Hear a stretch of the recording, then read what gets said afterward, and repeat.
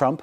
Trump elected on an America First agenda, promising no more endless wars abroad. Ukraine was the scapegoat of this viewpoint, a war that Trump blames on his predecessor, Joe Biden, never blaming his friend who started the war, Russia's Vladimir Putin. But no sooner was Trump installed as president number 47 of the United States, his look was to matters abroad, threats to annex Panama and then Canada, pulling out of international treaties such as the Paris Climate Accords, a military operation to capture the president of Venezuela. Greenland, the latest case of Trump's election promises, veering strongly away from the script. Our report starts with Trump's words a year ago. Here's Eliza Herbert. On January 20th, 2025, Donald Trump promised a golden age for the United States. I will very simply put America first. Then he got to work rewriting the world order. He withdrew the US from major global bodies, including the World Health Organization and UNESCO. He set his sights on claiming Panama and making Canada the 51st state of America. Then he launched his vision to solve the Israel-Hamas war in Gaza, dubbed the French Riviera of the Middle East, in a video created by artificial intelligence. Everybody I've spoken to loves the idea of the United States owning that piece of land, developing and creating thousands of jobs. When it came to Ukraine, a conflict he initially promised to resolve in 24 hours, the stalemate brought out his temper. During a White House press conference, he reprimanded President Volodymyr Zelensky. You got to be more thankful, because let me tell you, you don't have the cards. Then further alienated European allies by meeting with the Russian president in Alaska. I've always had a fantastic relationship with President Putin, with Vladimir. And the consequences of US foreign policy were felt well beyond Europe.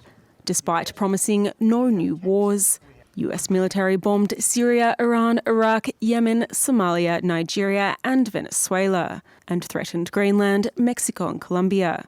Countries that are now further on edge after the recent offensive in Caracas to seize Nicolas Maduro.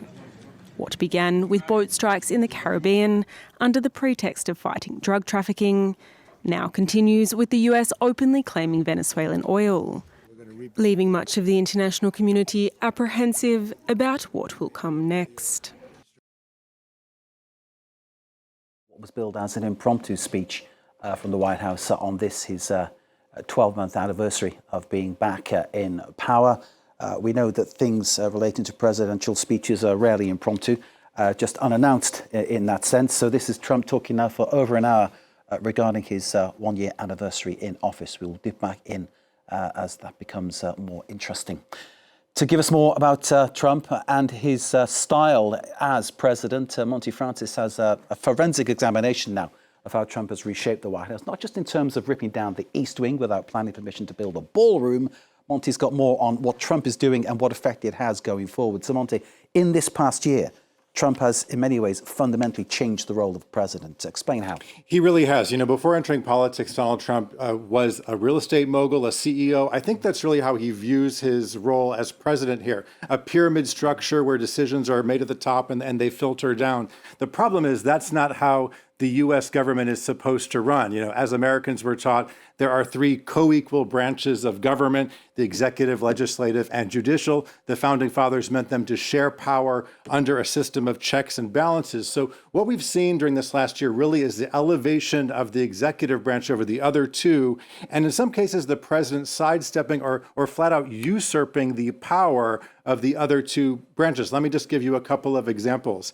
Let's take Congress. So 2 years ago, Congress, on a bipartisan basis, passed a law to ban the Chinese-owned social media platform TikTok in the U.S. It was signed into law by then President Joe Biden. It was even challenged in court, and the Supreme Court upheld the ban. Now, despite that, Trump, by executive order, put the brakes on the ban. He refused to allow the Justice Department to enforce it. He kept delaying the ban until he could broker a deal. So the TikTok ban that was passed by Congress, signed by the president, upheld by the courts, never went into effect. So here you have an example of the executive branch essentially ignoring the decrees of the other two branches.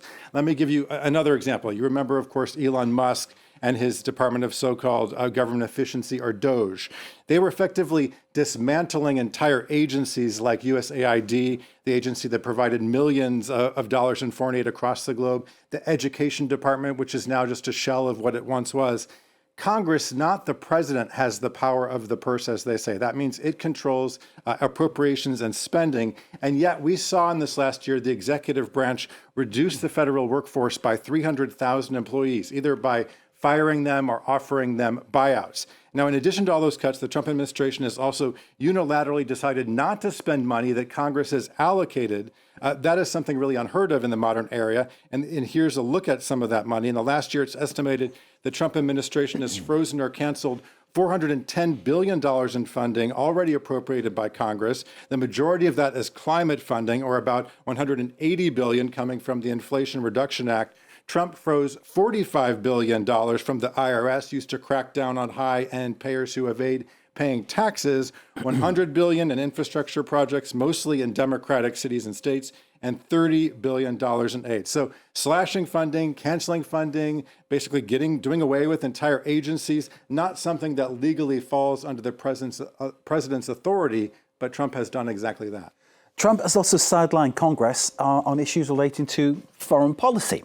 That's right. Whether we're talking about Venezuela or Greenland, Trump sees himself above international law. He said exactly this when he was speaking to the New York Times, and when he was asked if there was anything that constrained his power on the world stage. We can show you the quote. He said, "Yeah, there is one thing, my own morality, my own mind. It is the only thing that can stop me. I don't need international law." So in the case of Venezuela, we see striking a foreign country, deposing its president, saying the U.S. is in charge.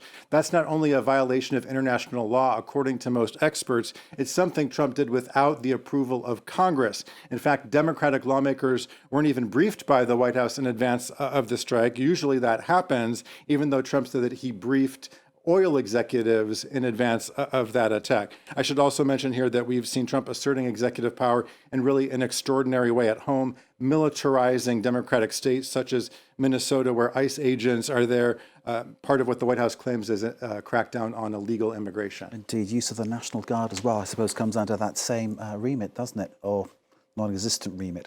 Why hasn't Congress then stepped in to assert its power, or at least play its role? Tell us about that. That's the big question, because the Republican leadership in Congress, namely Mike Johnson in the House and John Thune in the Senate, have really across the board just deferred to Trump.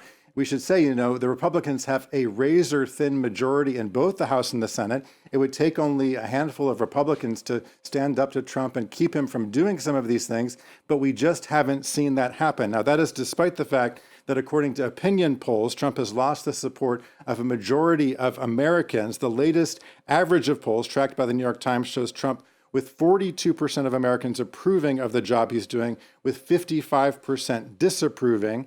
Back in October, we saw the No Kings protest, you might remember, said to be the largest single-day demonstration in American history, 7 million people taking to the streets. Now, despite this public backlash, Trump remains the undisputed head of the Republicans. He wields tremendous power over the party. He's been very effective in taking down anyone who comes up against him. We saw this with Marjorie Taylor Greene, who was once a staunch supporter of Trump and who broke with him over releasing the Epstein files, and she has since resigned from office, as we know. Indeed, you mentioned the E word, Epstein. Speaking of those files, then another example of how the executive branch is defying Congress. Yes, Congress passed a law requiring the Justice Department to release millions of pages of the Epstein files. That deadline was back in December. We have yet to see those millions of pages. Could it be that there's something damaging about Donald Trump in those files? We don't know. We may never know. It's important to point out here that the Justice Department, which is usually seen as operating independently, now operates hand in hand with the White House, even carrying out the prosecutions of Trump's political enemies. Many of Trump's political foes are now facing or have faced criminal investigations. We can give you a look at just some of them, and this is not a complete list. Former FBI Director James Comey, Letitia James, the Attorney General of New York, who successfully prosecuted Trump for fraud, Minnesota Governor Tim Walz, the mayor of Minneapolis, even Jerome Powell, the Fed chair, who Trump has been quite angry with for not lowering interest rates. So if there's a theme to this past year, I think you could argue that it's been about retribution, with Trump using the Justice Department to really go after people who thinks have wronged him in some way. And it makes me think about your opening remark about the separation of powers, how that has become a very blurred line, and that isn't good for justice or for democracy. Finally, Monte, and you could go on a lot longer, I know, because it's detailed stuff and it's excellent. What about the courts then? Have they been able to restrict this expanding power of the executive? Well, let's start with the Supreme Court, because there's a key ruling we're expecting to hear soon about whether Trump has the legal authority to impose tariffs, and that could have big ramifications. But over the past year, the Supreme Court really has enabled this expanding of executive power. That's because the conservative majority supports something called the unitary power of the executive. And Trump has really been on a winning streak when it comes to the Supreme Court. And we'll have to see what happens in this tariff case. He has had less luck with lower courts who have attempted to check his authority in several instances, notably in a case of deporting immigrants to a notorious prison in El Salvador. Trump has attacked judges who've ruled against him. He's called on them to be impeached. And there are several examples of the Trump administration defying these lower court orders. In fact, the Washington Post did an analysis and found that the White House either defied or frustrated, that's the word they used, 35% or 1 in 3 of the rulings against it. So the White House says it has a legal rationale for this, but when you have an administration ignoring court rulings, experts say this points you toward what they call a constitutional crisis. Indeed. I've just one, this is a stupid question, and maybe I'm just a dreamer, but the Supreme Court is supposed to be independent, is it not? I mean, we talk about a conservative majority, but aren't they supposed to be independent? They are, and you really aren't even supposed to talk about Trump judges and Biden judges and Bush judges and Obama judges. They are supposed to rule independently. But we've seen time and time again, people saying that these decisions appear to be political. Monte Francis, thank you for that breakdown. Essential stuff, and thanks again. Okay.